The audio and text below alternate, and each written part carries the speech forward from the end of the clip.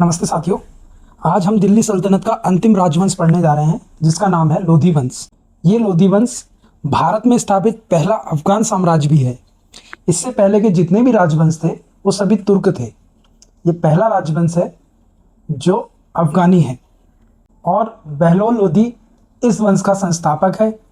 सैयद वंश के अंतिम शासक अलाउद्दीन आलम शाह अपना शासन इस बहलोल लोधी को सौंपकर बदायूं चला गया था और लोधी वंश की नींव बहलोल लोधी ने रखी।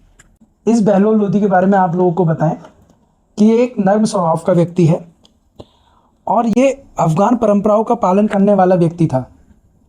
ये स्वयं को राजा नहीं मानता था। ये अपने आप को अफगान सरदारों का समकक्ष मानता था और अफगान सरदारों के साथ ही नीचे बैठा करता था और राजा की तरह उनके साथ व्यवहार नहीं करता था। बहलोल लोधी के बारे में कुछ ज़्यादा खास याद करने के लिए है नहीं, सिर्फ दो चीज़ें हैं कि इसकी जो सबसे महत्वपूर्ण कार्य है वो है जौनपुर। इनने जौनपुर पर आक्रमण किया था और जौनपुर आप जानते हैं कि किसने बसाया था और किसके नाम पे बसाया था। तो जौनपुर को फिरोज शाह तुगलक ने अपने भाई मोहम्मद बिन तुगलक की याद में बसाया था। ये हमको बार बार याद करना है, क्वेश्चन इंपॉर्टेंट है इसीलिए।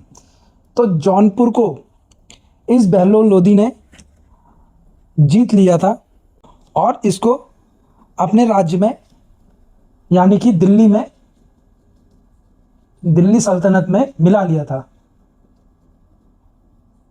ये इसकी महत्वपूर्ण जीत थी, सबसे महत्वपूर्ण जो इसने काम किया था और इसने वहाँ के सार्की राज्य को परास्त किया था और जौनपुर को अपने अधीन ले आया था।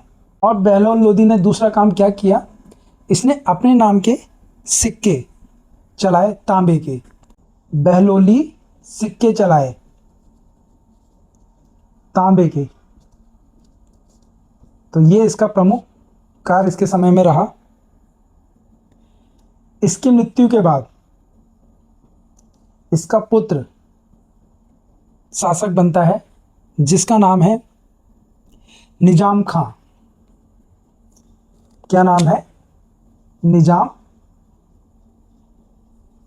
खां, जो सिकंदर शाह लोधी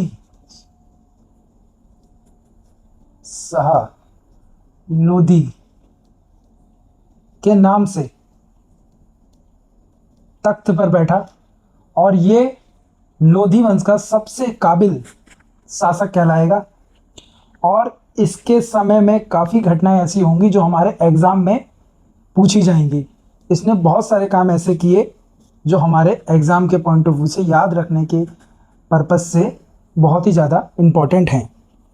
तो हम नेक्स्ट पढ़ेंगे सिकंदर शाह लोधी को, जिसका कार्यकाल 1489 से 1517 ईस्वी तक रहा।